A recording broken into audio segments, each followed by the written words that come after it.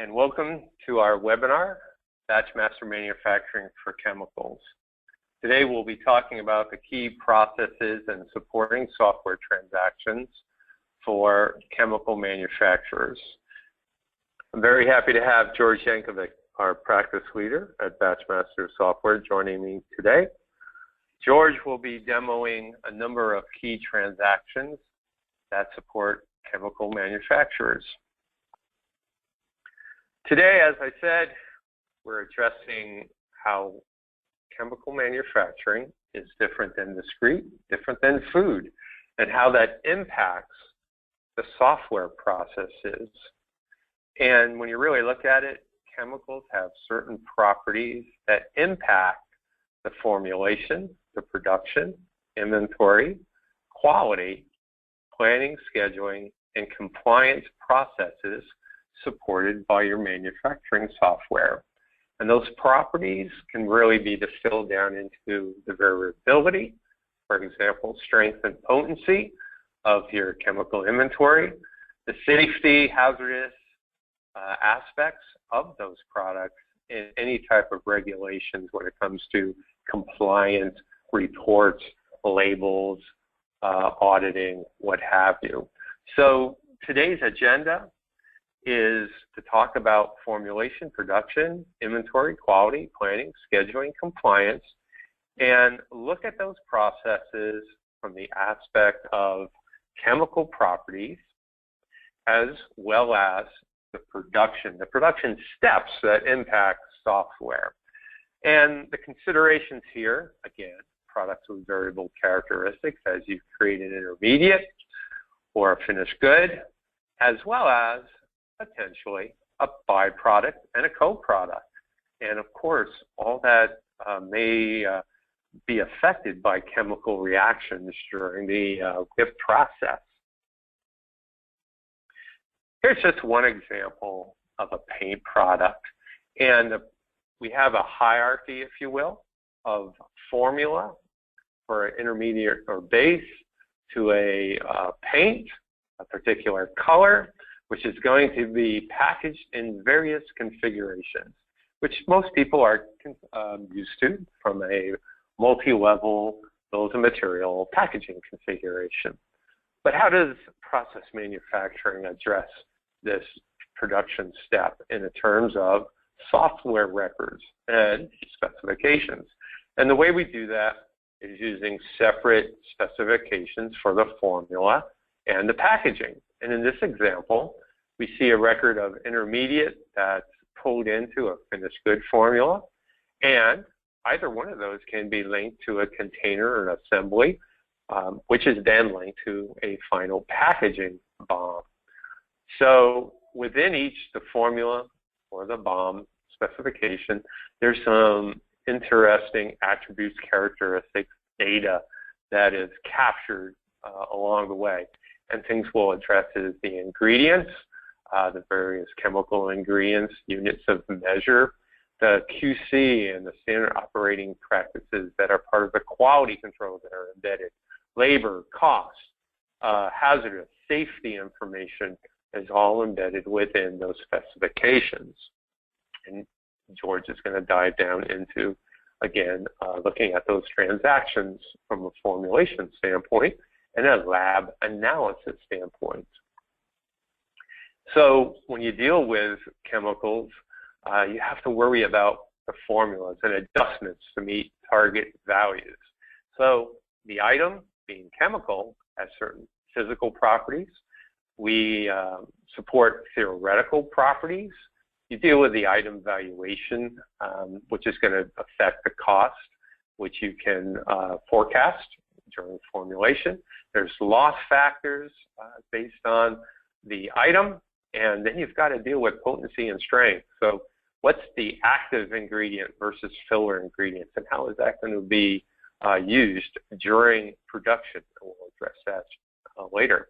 And then the formula, you've got predefined industry equations. If you're paint, for instance, you've got VOC to worry about. User-defined equations, formula sizing, loss factors. The item and formula information based on the chemical nature can all change, let the system actually alert you to our tolerance conditions and auto-adjust the formula, the ingredients, weights, and volumes to meet target property values. Another area is production. So a lot of folks are familiar with linking batch jobs together. We're no different. We look at various batch jobs that you could start and stop basically or complete individually, but our concept of a super batch is to be able to pull, let's say, that intermediate paint to a blue paint to a 5-gallon container to a large 55-gallon drum. All that can be put into a super batch. And another area, most importantly, is how does the chemical inventory, the nature of that inventory, affect production? Here's just a few. The strength, the potency variances based on the inventory that you're going to allocate may adjust the active and filler quantities. If you have a certain shortage of ingredients out there, can I allocate a substitute product? How does expiration and shelf life, FIFO, LIFO, FIFO, allocate specific inventory? And then the quality status. Are there certain grades or levels that we want to look at when we allocate inventory? All these variabilities, if you will, are considered during production so that you pull the right ingredient, the right packaging materials into WIP. And once you're into WIP, how can you produce the product, ensuring that you capture the new strengths and potencies? How can we generate the lot number automatically? How can we create the expiration date automatically? And that's both for the product coming out of an intermediate, a formula, if you will, and then the ultimate finished goods. And George will be looking at that in depth. From a quality standpoint, you have to deal with quality in all these areas, from inbound vendor deliveries to raw material that are in stock, to equipment status, to formula and packaging, including co and byproducts within WIP. You've got the storage of intermediate and finished goods, and then ultimately the customer shipment. So you have QC tests across the board here, everything from stability tests for inventory that's in stock to QC tests on the line, checklists, inspection plans, SOPs. Whether you're collecting data or just acknowledging the fact that you've done it, you've got to deal with that. And then once you're into WIP, okay, there's always that chance of rework versus scrap. And when you rework, and QA determines that, they've got to adjust the batch job formula. And just like in the beginning when we talked about lab and formulation, you've got to make the adjustment, and you always have to ensure the target values are met. So how does the system do that? Continue to do that, automatically adjust those values, both ahead of time during formulation and during production. And then in terms of stock or ship, you've got to worry about the quality, grade, or levels, and generate any particular documents like COAs. And in the certain cases, if especially if you've moved into advanced quality control, there's the whole supporting nature of deviations, nonconformance, root cause analysis, corrective actions, and preventative actions. That whole line, if you will, is something that we support as well. In terms of planning and scheduling, folks are familiar with MPS, MRP, APS, in terms of planning and scheduling your production orders and generating any purchase orders to support that future production orders. So again, that's really important, but where is it really important is when it deals with chemical variability. So again, look at the chemical inventory properties example, expiration, shelf life, the hazardous, all that comes into play, batch jobs, types and statuses, and the batch job linkage and sequencing between dependent jobs and how you're going to group them either by hazardous types or the variability of the product itself, because that will impact the changeovers, as we see in APS. Batch jobs that are linked together, okay, but then again, you've got changeover and maintenance that you've got to insert into there and worry about how you organize and, again, sequence those jobs to reduce changeovers. After that, once you've got shipments done, there's a lot of times you've got to worry about searching for a suspect product that a customer has received. So it's all about rapid bidirectional lot traceability. And to support that, it's not only collecting the lot numbers at the point of receiving and shipping, but can you automatically generate the lot numbers, okay? Speed up the process, reduce the risk, generate those lots at receiving, and then in WIP as well. And then be able to search up and down, if you will, the paths in any direction based on any type of issue.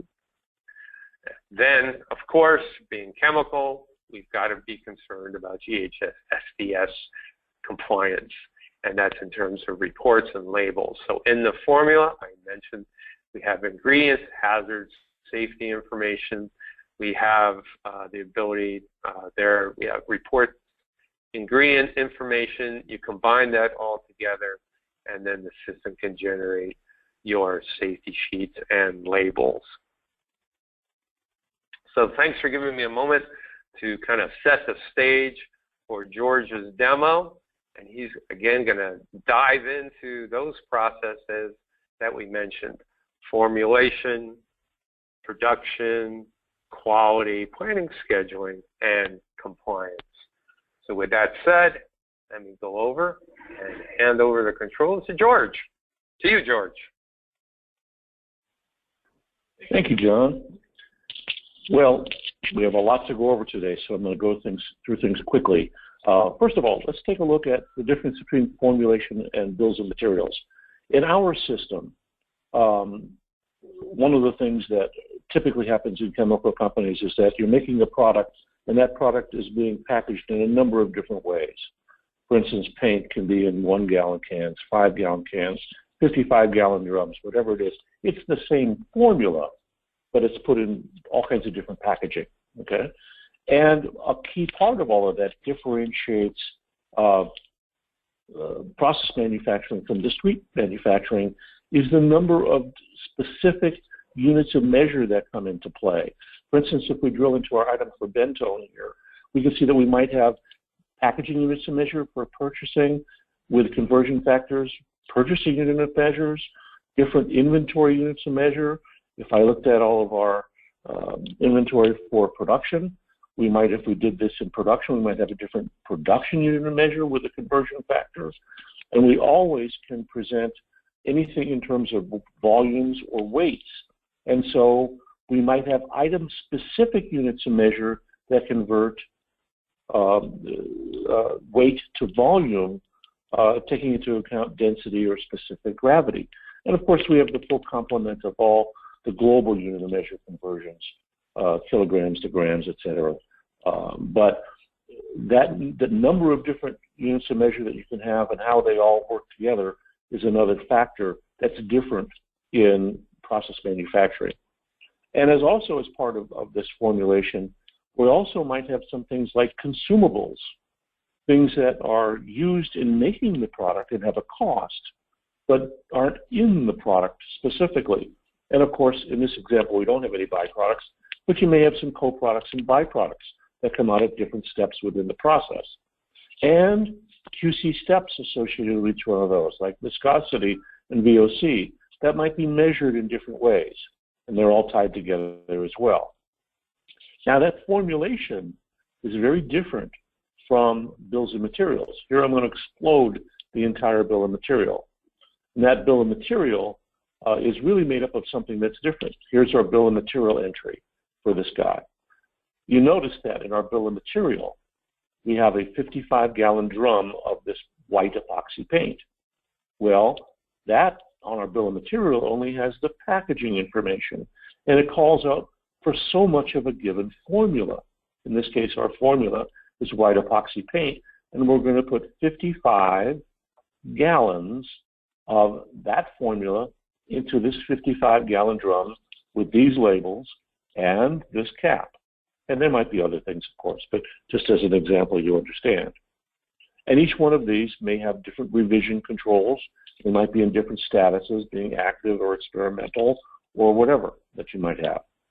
So as a result of that, then you put those all together and you get the complete product structure, where in this case, we're making the epoxy paint base. We're then adding pigmentation to that, or pigments. We put all that together into a 55-gallon drum with the different packaging units of measure. You might have various different levels of this. Doesn't matter how many levels you have, but it will fit all together and accurately reflect and mirror your process and how it goes together. One of the things that people will say in process manufacturing is you can't have disassembly. You can't take paint apart, obviously, and put it together into its different components. But you can refill things. We might take 55-gallon drums of paint and rework that and put it into 1-gallon cans and refill things. That, of course, we cover with different types of batches and different types of bills of materials. Okay? So that's one of the things that we have. And this all came from my selection criteria of exploding this. So let's put all this together into something that might be more effective then, and look at this in more detail. Let's look at physical properties. You notice in our physical properties that we have various different physical properties that come from, and I'll make this view a little bit better. I'll fit the columns with it. There we go. Here's our typical formulation where we're having iron oxide. In this case, we're doing red oxide primer. Okay, and that red oxide primer is a situation where we're doing iron oxide and aluminum stearate and cobalt, et cetera, and we're mixing all those together into a mixed batch. They may be costed in different ways. Okay, they may have byproducts, as we said before, but in this case, we have any number of physical properties that might come from handling and putting this product together. We might have specifications that are associated with those. In this case, we're in the laboratory. We might be dealing with laboratory units of measure. But the bottom line is that some of our physical properties now are out of spec. And when they are, they show up in red. In this case, our material VOC, if I drill into that, we want a value that's between 80 and 85, and we're at 85.919. Well, what are the materials that affect that? If I drill into our physical property, we see that these various materials are going to affect that particular property. In what fashions will they affect it? And how much of that property will affect that outcome? Now, if I decide then, I can select one of those, for instance, the aluminum. And I can say, well, in this case, I want to change this physical property. I want to bring this back in line with what we really want to have. You notice what our quantity is of aluminum sulfate right now? If I update this, okay, I need to mark the items, I'm sorry. I needed to mark this particular item here. Let's select this guy and then change this. When I change this then, I've actually changed the quantity of what I required for that aluminum sulfate. It was brought back into compliance with what our specs are, and as a result of that, when I update this, the red will go away. So when I update it, you'll notice that my process is now under control and my specification is met. Simple as that. Now, so all those physical properties and formulation, all of those variables like lot strengths and potencies and all the safety information are also still there as well. Okay? They show up all different places within the process. Let's go and take a look at how we can bring all that together into one particular set of processes. This is a super batch. A super batch is really a series of batches that come together to make end products. In this case, two different end products. One that is a 5-gallon pail of our white epoxy paint and a 55-gallon drum of our white epoxy paint. They both use the same formulation, but we're making two different finished goods off that one super batch. As a result of this, because of our product structure, we really have two different batches fit together. Exactly. One of these batches is our first batch, and that's the one where we're making our white epoxy paint base. Remember our bill of material structure from before? Where we're now making this white epoxy paint base. Okay. That has its own formulation, et cetera, et cetera. Okay. That then will be brought together in lockstep to make the finished good, which is our 5-gallon paint. Okay. And when we release this has been released. If I go to the batch ticket, you'll see that what it's bringing in to our finished goods batch is not necessarily the formulation. It's a very simple formulation at this step. Okay. All we really need is our white epoxy paint base. We need our pigments to make that. And we're going to fill containers. Those fill containers will make our two finished goods, and we have the bills of material for our 5-gallon pail and our 55-gallon drums in the right proportion.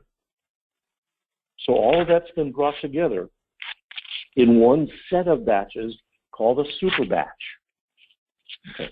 Each one of these might change, and there might be other things associated with them. Obviously, if I look at one of these batches in more detail, let's take a look at another one here. Here's a batch ticket now for something that's a little different. This is a batch ticket for a skin lotion.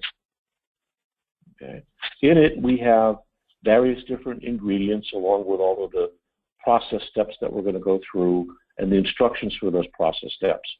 Each one of these can be up to 256,000 characters in length, so you're not limited in how you describe what does done right look like. But in this case, we have a secret ingredient. Okay, our item right here, the secret ingredient. It has different lock strengths. If I look at all of this, and let's drill into this item, there's our secret ingredient. Okay. And if I look at our item master details for this secret ingredient, and we take a look at all of our batch options here, we said that we have some expiration dates. That's another thing that's a little different in process manufacturing are the expiration dates, especially if you're in food. Some of those expiration dates can be very, very short, and in chemicals sometimes as well. Okay? But in this case, in inventory, we have potency issues with this guy. And on a lot-by-lot basis, the potency of this secret ingredient, the lot strength of this secret ingredient, active ingredient, can change. We're expecting we're always going to get 100% potency that we did in our formulation for this. And our entire formulation is bent on getting that 100% formulation, where we're looking that we need to have 12.275 gallons of this within our formulation. We also have a filler material that's tied to that when we set up our formula. And we set up a formula of how do they relate to each other. Okay? So now we have a batch ticket for this particular item. We're going to make this. Okay? We may have substitutable material here. We may have other kinds of things. We have different quality kinds of things that we need to pay attention to. In fact, as a result of opening this batch, we've automatically opened up a QC order for it. And that QC order has all the different tests that we have to perform on this particular batch. It's automatically attached to the formula and to the batch ticket. It's all linked together. It was automatically created when we created our batch and linked the two together. In this case, though, we have maybe some different lots of the secret formula, the secret ingredient, that have different lot strengths. So when I go ahead and try to allocate material to my batch, and let me do some allocation here, you'll see what it's picking then. Got to pick up all this.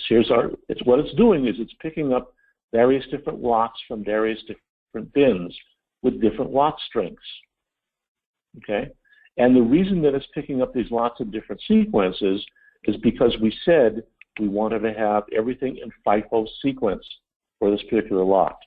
And you notice when I drilled into any particular item, remember when I drilled into my secret active ingredient here, and I took a look at my item master details, when I defined this, in my batch options for this guy, I said I wanted to issue this in FIFO sequence. But I could have also said FIFO or LIFO, whatever sequence we want to. So what's happened now is the system has presented all of the lots that we have available that are in good condition and available to issue to us in FIFO sequence. Now, we haven't had an expiration date on any one of these, so it's not by expiration date, but it's in the lot number sequence, and it's selected a certain quantity from that particular lot to issue or allocate, hard allocate to this particular batch. Got that? I don't want to go out of this right now. Let's go all the way down to the bottom here, and let's take a look at our secret active formula. Highlight that. You notice it's picking the first lot automatically. It has a 100% lot strength. However, I can manually now select that I want to take something from my 80% lot strength here, and that's going to give me more of that quantity. Remember, we originally wanted to have 12.2 of this particular lot, but if I have a less lot strength, I need more of it. So I can now automatically allocate that, okay, to all of this. So now when I issue material to the batch, it's going to pick different kinds of things, okay? And that's how that all works. Doesn't happen in the formulation. It happens within the batch itself. Now, when I issue material to the batch, it will then select those particular lots and issue less than or more than the other one. And it will automatically affect the filler quantity from the batch quantity. As I select this and I say I don't want that one, I want this one, it'll give me more of that and less of the filler material. Simple as that. Likewise, the other thing that John said is when we are doing the completion of this lot, of this batch, I can automatically assign lot numbers. In fact, more than one lot number coming out of this. It's automatically given me a lot number for the quantity that we're doing. But we can have a whole series of lots based on either time or on quantity. So maybe each pallet that comes off the line, you want a separate lot number for. And the system will automatically assign those. That's another thing that's different with process manufacturing rather than discrete manufacturing. Very different. Okay?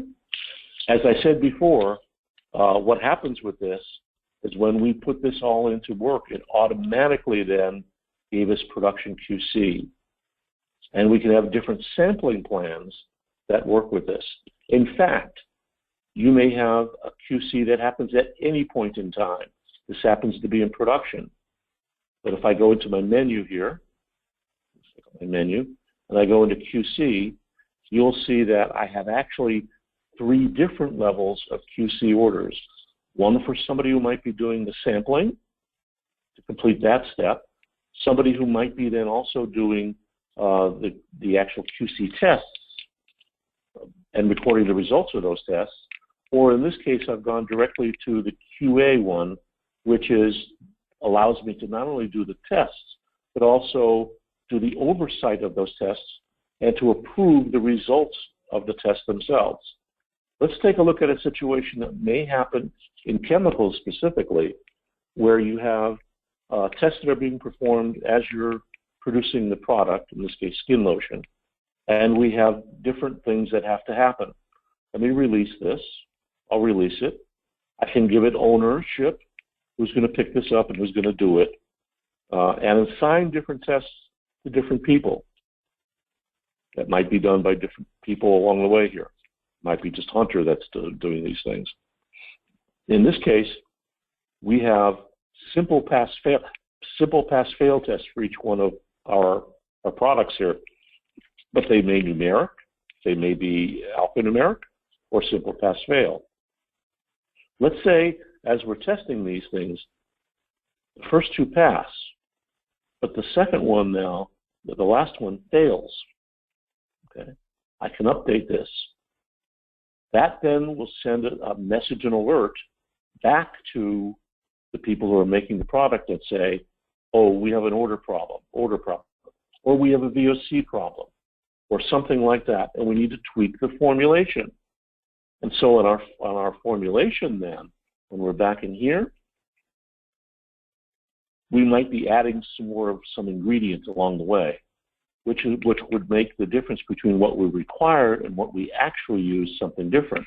We might also record different losses of different ingredients along the way, something that's also different from discrete manufacturing.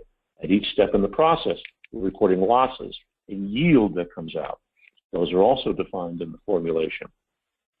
Now, back to our QC. I'll go back to QC here. Here's my quality control order. This is the one that I had up earlier. I'll do another one, which is our quality control order for our one that we're working on right now. These now failed. So that was our first sample set. We've tweaked the formula in production. That then generates another sample set. And we'll update that. As a result now, we have two sample sets. And when we're looking at our second sample set, they have not yet been tested. Maybe this time around, we've dialed in the formula fine, and everything now passes as a result of that. Done.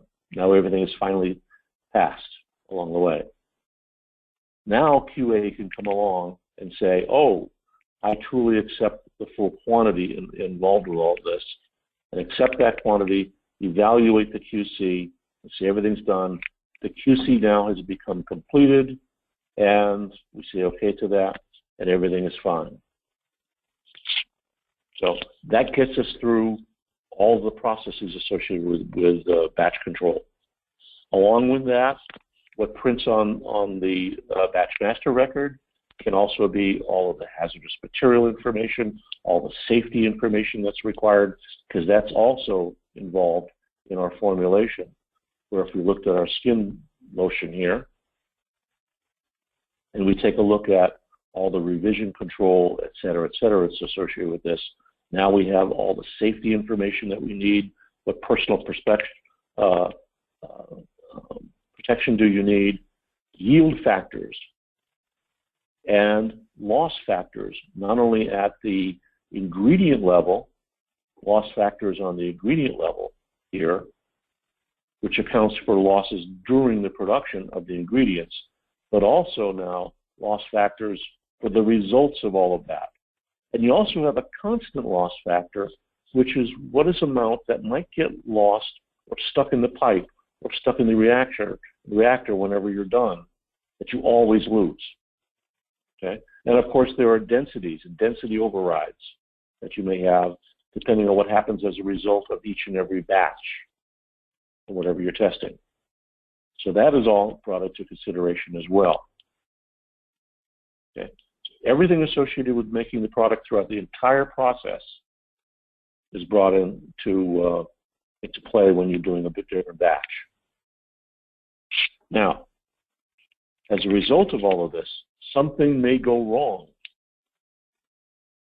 A lot more than in a lot of other cases where we're under strict mandates and control of regulatory agencies. So let's say that we are in production right now and we had a deviation that happened. So here's an example of a deviation. Okay? In this case, it was unplanned. We had a problem with viscosity on this particular batch. Okay? we think it's under control, but it's a problem with all of that. We may have any number of different attachments, pictures, readings, whatever you might have that can be attached to all of that. And this can go through different statuses where it might need to be approved, etc. These also might be things such as employee suggestions or critical things that happened or things that were planned and we're recording them. We plan to substitute material on this particular batch, something like that. If it's bad enough, we can put the batch on hold right here and stop any further work on the batch. In this case, we thought it was important enough that we opened up a non-conformance report. And here's the non-conformance report associated with this. Okay? We had a problem with what was going on. This happened on a particular machine. It was a problem on this batch, okay, making this product. Okay? Action's been taken already on this. It was reported by this person and owned by that person. What was the root cause of all of this? The mixer was going at 1 point times the normal rate, and it caused a problem with viscosity. It was absorbed by QA, observed by them along the place. We took some action on this. We reset the machine so it was correct, and we mixed a little while longer and brought it all under control. But we decided this was an important enough thing that we also opened up a CAPA for this, a corrective action and preventative action report. That, in this case, we decided we needed to have some sort of checks and balances associated with this. In our investigation, we found the same thing was happened. It's 1.5 the normal rate. But in this case, we assigned another person, or maybe different people, to actually take corrective action and preventative action. Preventive action, in this case, we changed our standard operating procedures, et cetera. We updated our formulation standard operating procedures to make sure that people were doing things correctly. And we made sure that we verified all of that. And that was all in place, and that's been completed.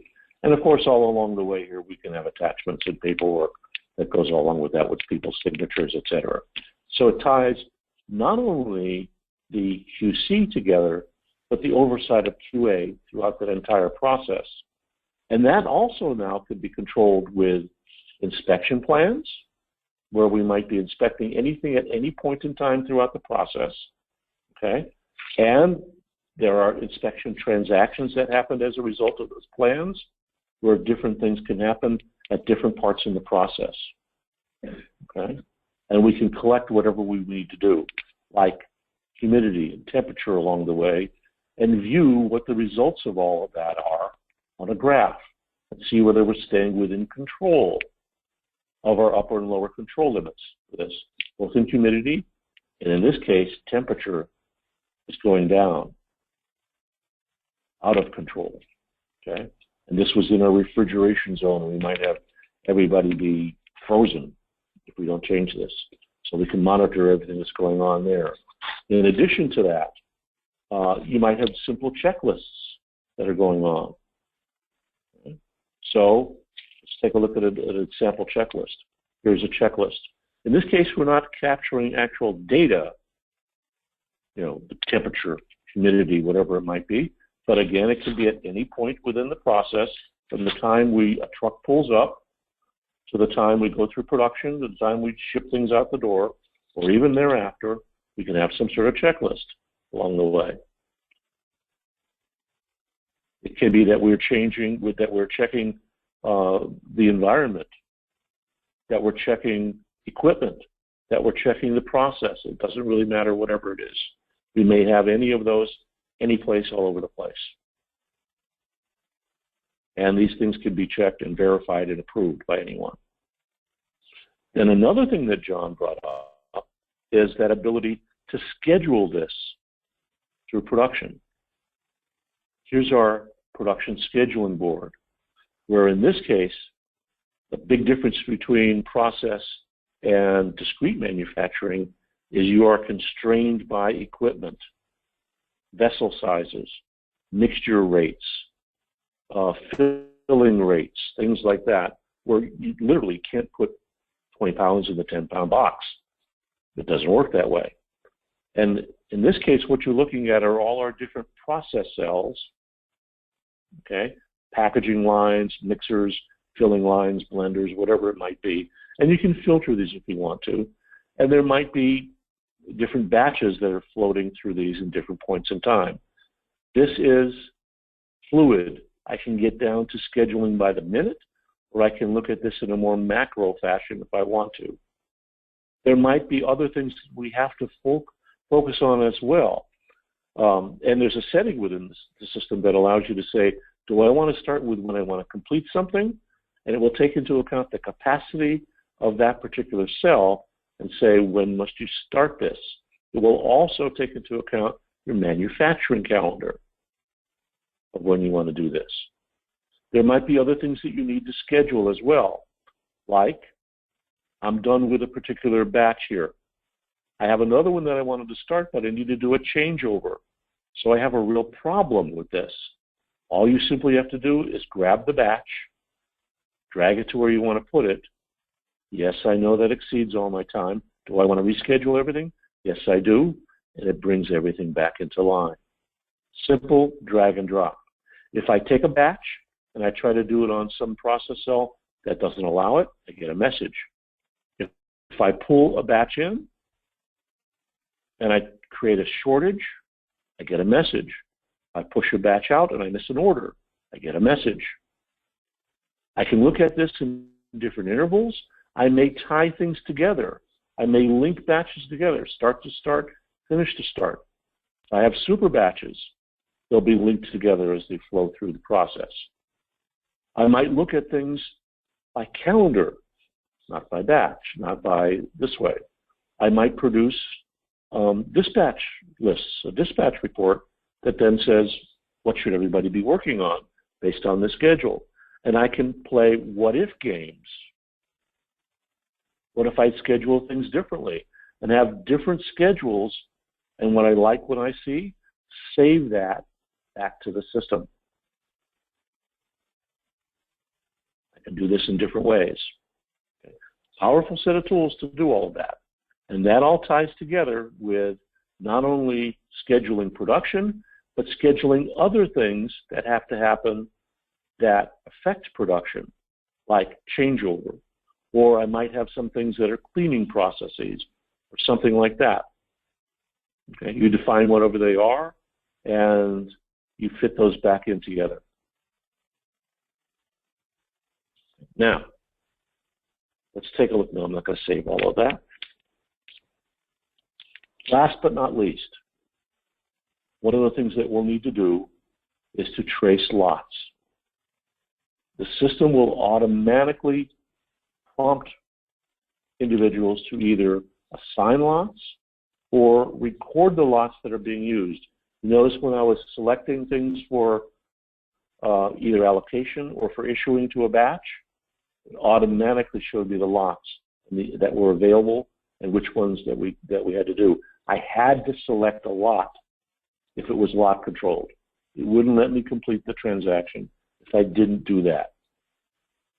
So in this case, then as part and parcel of the process, we pick up all the lots that are associated with that, and we, as a byproduct of the process, have complete lot traceability backwards and forwards. In this case, I started with, I'm going to do a where used on xylane, it's raw material. I'm going to start in warehouse number 1, multiple warehouses. I'm going to pick up a series of batches or lots. And where did they go? I can now take that and just start to trace that batch and find out exactly where it went. I have settings that allow me which way to go. Do I want to go to the right? Do I want to go down, upwards, whatever? I can do it and select that the way I want to. To me, it makes most sense to go to the right. So I can follow this going from being issued to a certain batch, coming out of a certain batch, etc. I may pick up a different batch from this and see where it went and follow it through all the places that it went. So if I select that batch up here in my grid view, I can also then see that batch and explode it through down here. Okay? So in this case, I want to take this batch and follow it all the way through into everything that it went into. I can follow that whole trace all the way out into everything that it went to, level by level, all the way out the door to a delivery to a customer, from raw material to the customer. Mock recalls take seconds. Okay? If worst came to worst, and that was something that we need to recall, what I could do is either do a recall letter here, or I could do it at this level and generate recall letters for every customer that got this.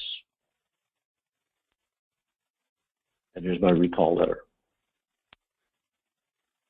which I can go right from here, okay, and email it right out to the customer. Okay, so a big, big difference, obviously, between discrete manufacturing and process manufacturing are the regulatory mandates that are imposed upon you. And we have all the tools within the system that allow you to be compliant with that. That's my story, and I'm going to stick to it. John, how about back to you? Thanks, George. Get back to here. Well, I appreciate that. There's so much, obviously, in our system, so within an hour, it's really difficult to go through everything. But here, just from the chemical manufacturing standpoint and some of the supporting processes that our solution supports, I just wanted to reiterate the planning aspect, the execution, and the compliance, and how that all is affected by, again, your chemical product, its properties, and the chemical production activities and the inventory that's consumed and produced during manufacturing. And outside of the manufacturing activities, from inbound to outbound, the ability to manage inventory like a simultaneous view, dual units of measure. You can see things in weights and volumes and units. George touched upon the lot traceability from inbound to outbound and vice versa.